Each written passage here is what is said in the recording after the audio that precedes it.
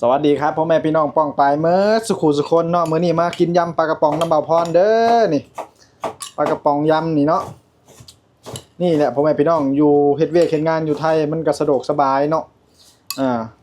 ของซื้อของใช้ก็ถูกพ่อแม่พี่น้องเลยอยู่ประเทศลาวนี่มันสิแพงได้ปลากระป๋องอันหนึงนี่50-60 บาท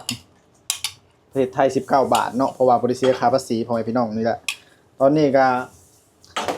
หมู่เพิ่นกำลังสิเฮ็ดไข่เจียวเนาะนี่แหละมาอยู่ประเทศไทยเนาะเหตุการณ์เหตุงานกับ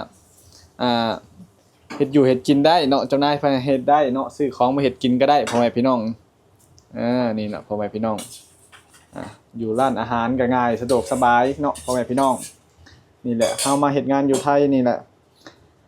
มีบุญวาสนาได้มาเหยียบแผ่นดินไทยแหละพ่อแม่พี่น้องเอ้ยตอนนี้กำลังสิกินยำปลากระป๋อง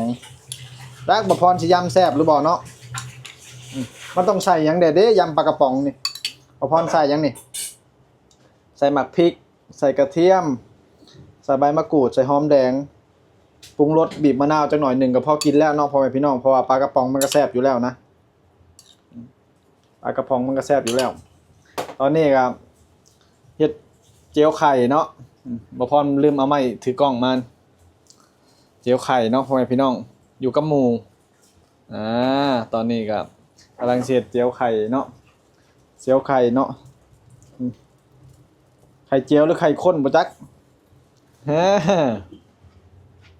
มาเด้อมากินข้าวนำกันเด้อพ่อแม่พี่น้อง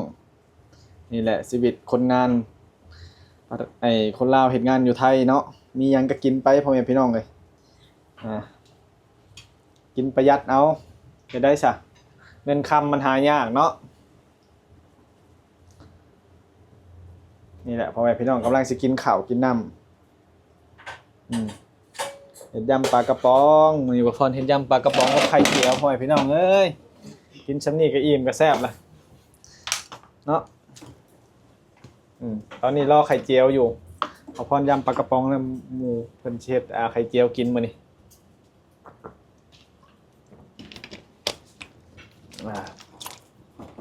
ตอนนี้ลูกค้ายังบ่ทันได้เข้าพ่อแม่พี่น้องเปิดร้าน9 โมง 10 โมงได้ลูกค้าก็เข้าเที่ยงบ่ายๆเนาะตอนนี้ก็หาเฮ็ดอยู่เฮ็ดกินนี่ข้าวเช้าได้พ่อแม่พี่น้องเอ้ยข้าวเช้าได้นี่ข้าวเช้าเนาะบัดกินอีกทีก็พุ่นแล้วบัดเที่ยงบ่ายพุ่นแล้วบาดนี่เพิ่นก็ค่ำเนาะพ่อแม่พี่น้องกินเที่ยงบ่ายแล้วก็มื้อห้องกันต้มมะม่วงมาม่ากินก็ได้เนาะ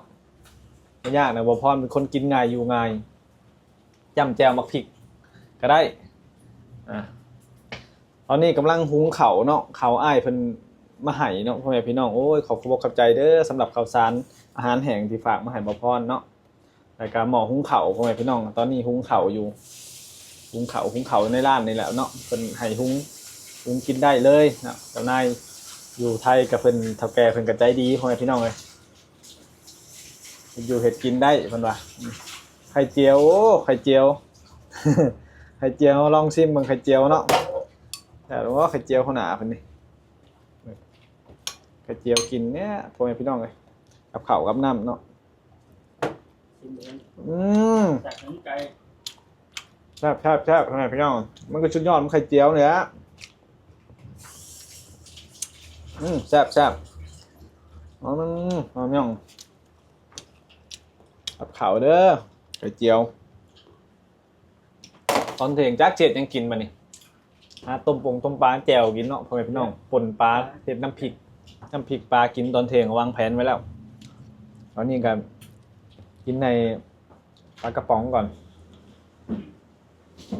ง่ายๆเนาะพ่อแม่พี่น้องอาหารไทยเนาะโอ้กินหยังกันแซ่บมาอยู่ไทยกินกับข้าวสวยกินข้าวสวยนี่ตุ้ยไว้นะเนาะพ่อแม่พี่น้องเพราะไอ้วิตามินมันสูงนะแตกต่างกับข้าวเหนียวเลย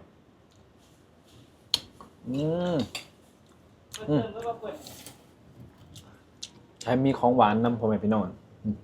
ของหวานเนาะต้มมันโอ้กินข้าวแล้วก็กินของหวานพ่อแม่พี่น้องต้มหวานเฮ็ดเองเนี่ยนี่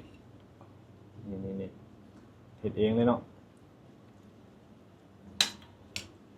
พอยังบ่ได้ชิมมื้อเนาะกินข้าวก่อนพ่อแม่พี่น้อง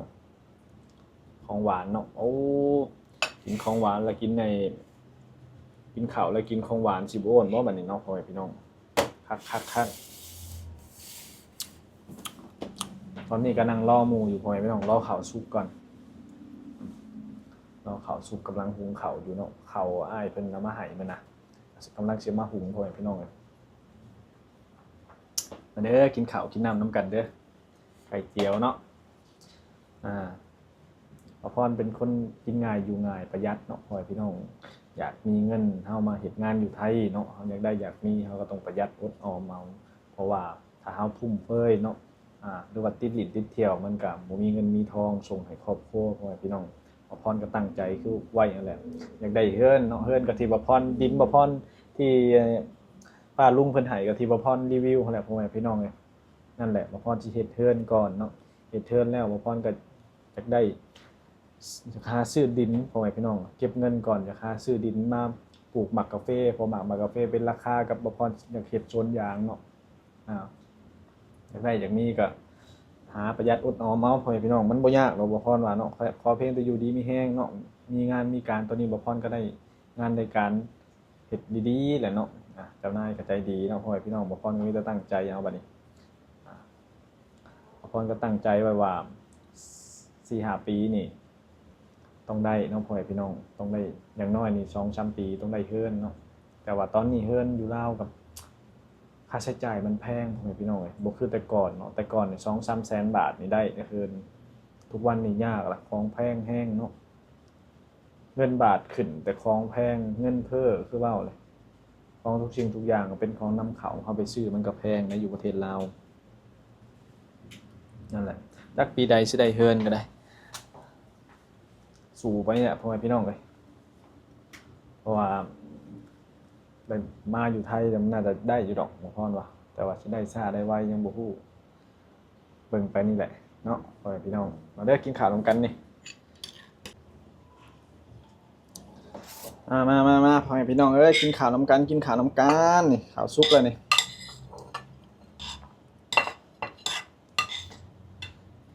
คือชีวิตเนาะแรงงานลาวอยู่ไทยพ่อแม่พี่น้องเอ้ยมาอยู่ไทยนี่โชคดีแล้วเนาะเฮ็ดงานอยู่ไทยกับอยู่ลาวบ่คือกันเด้อยู่ลาวห้องเช่าเขาซื้อนี่มัน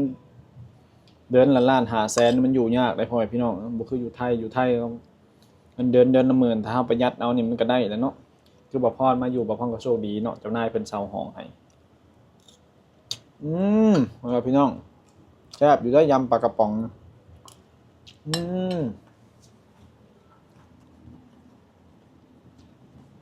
เอาความหมักจำไข่คาตะไคร้จังหน่อยหนึ่งเนาะกินข้าวไข่เจียวพ่อแม่พี่น้องเอ้ยกินแล้วไปสดของหวานต่อบัด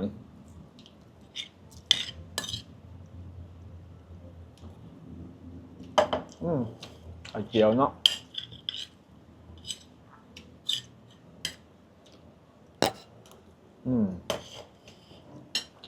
แซ่บพ่อแม่พี่น้องเลย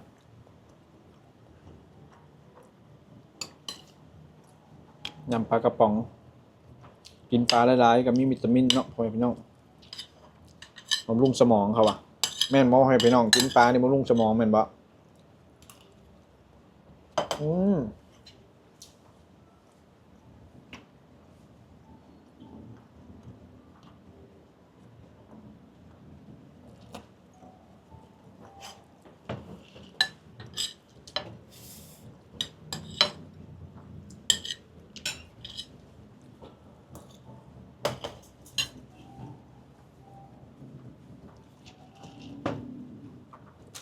แซ่บพ่อแม่พี่น้องของหวานน่ะแข็งมาใส่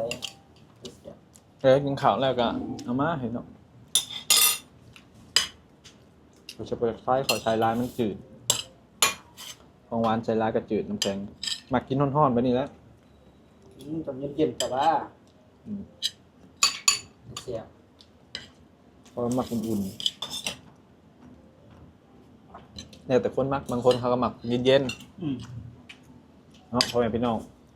ต้มมันบางคนก็หมักเย็นๆบางคนมันหมักอุ่นๆ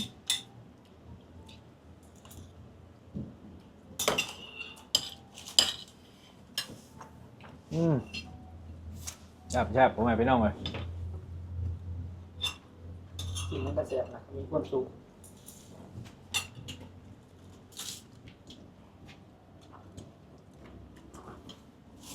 ใครเข้ามาเบิ่งกับฝากกดไลค์กดแชร์ให้บ่าวพรเด้อฝากกดติดตามเด้อพ่อแม่พี่น้องแรงงานลาวอยู่ไทยเนาะนี่แหละพ่อแม่พี่น้องเลยผู้ใดตั้งอกตั้งใจก็ได้ดีไปดีมาเฮ็ดงานอยู่ไทย